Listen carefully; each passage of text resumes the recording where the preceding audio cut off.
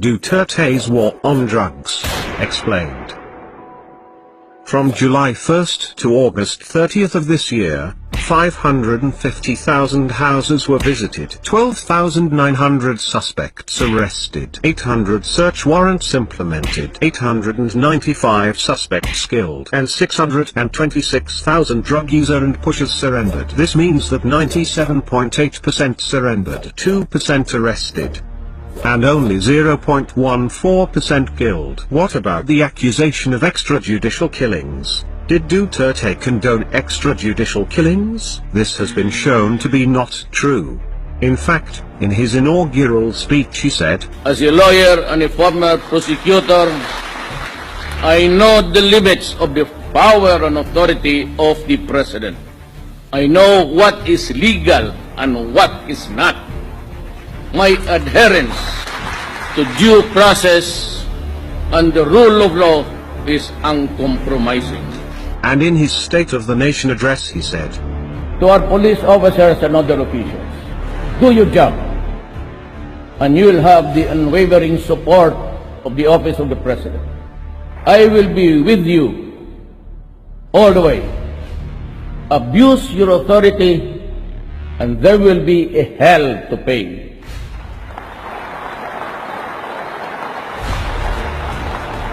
For you will have become worse than criminality itself.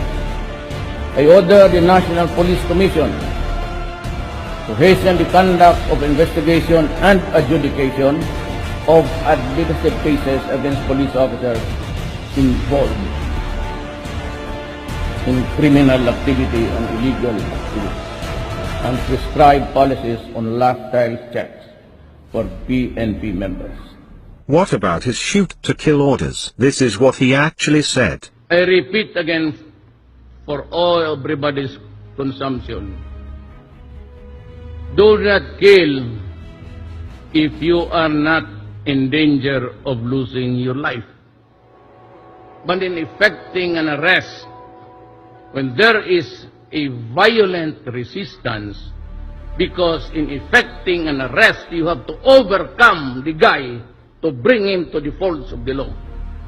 If you cannot bring him to the police station, if you cannot place him under the control of the law, because that is your job, to arrest, which means to overcome the resistance. But if the resistance is violent, thereby placing your life in jeopardy, shoot and shoot him dead.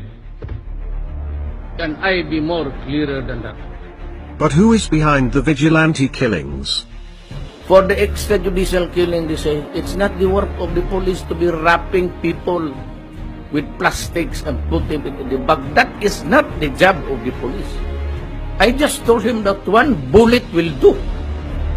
Why do you have to wrap it as it? Waste your time. So, who are actually behind these killings?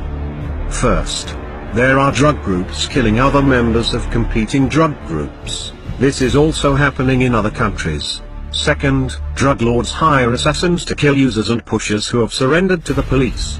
This is to silence them and prevent them from exposing the drug lords. There are also other deaths unrelated to the war on drugs, which are blamed on Duterte. The opposition, who controls most of the local media, blame these deaths to Duterte to make him appear as a mass murderer. Pero yung pinatay na hindi natin na binalot ng mga sako, binat na plastic, the police, I assure you, would not waste their time on that. So kung pati ba naman yan isali ninyo na wala akong kamuang-muang, pakisali na lang po sa namatay ng lahat dyan sa punerarya, pati yung may mga cancer, isali na lang ninyo. May mga diabetes, may mga... Kasi yung lahat na nakita ninyong patay, binibilang ninyo sa akin. Baka yung gusto ninyo, yung taga-Davao dito, magbilang ako sa punerarya, lahat ng patay. Bakit lang yan ang binabalot ng mga sako? Because the accusation itself is very stupid. It assumes right away na yung may patay dyan, gobyerno ang pumatay. Police officers found involved in drugs are relieved, investigated, and prosecuted. In fact, Duterte publicly named officials involved in drugs. There are generals, police officials, congressmen, mayors, judges, and a senator. Drug lords and public officials involved in drugs are now trying to bring the fight in the international arena due to the fact that 91% of the Filipinos support Duterte. Will they succeed?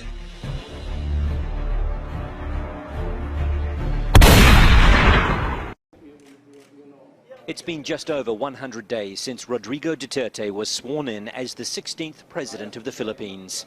In that time, thousands of people have been killed in his war on drugs, something he makes no apologies for. You destroy my country, I'll kill you. And it's a legitimate thing. If you destroy our young children, I will kill you. That is a very correct statement. There is nothing wrong in trying to preserve the interest of the next generation. The extrajudicial killings have been widely condemned by other world leaders and rights groups.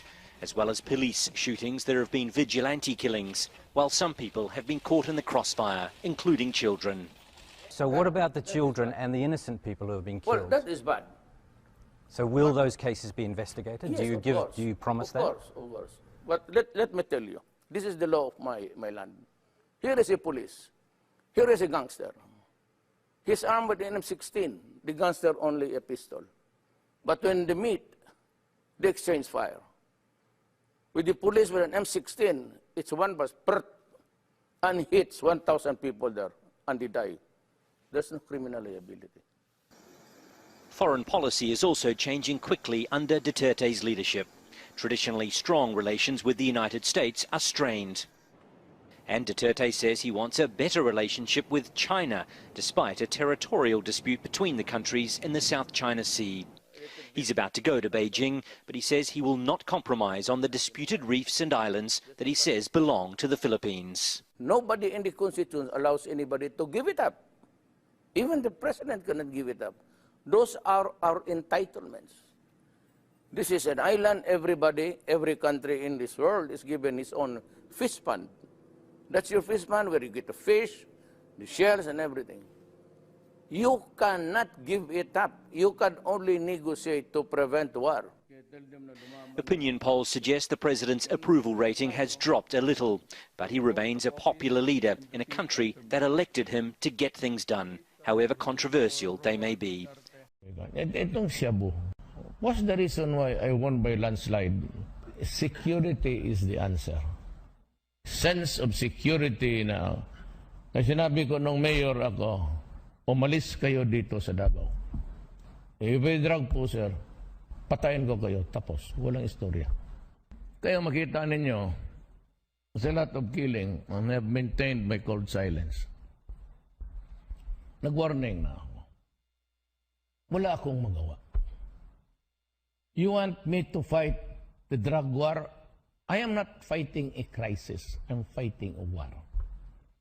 Ang mga amo nila, because media is fun of, oh, where's the big fish? Saan ko hanapin? Noon sa China. Now, who are here on the ground? It's the apparatus. Yung mga tenyente niya, tapos yung mga basurero. Yung tawag niyang basurero eh.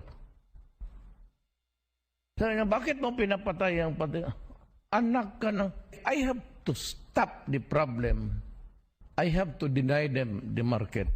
And before I can do that, I have to exterminate the apparatus. Kasi kung wala na magpabili, walang tanggap, kung mapatay ko na ito lahat ng tenyente, then the business of Cebu would no longer be viable.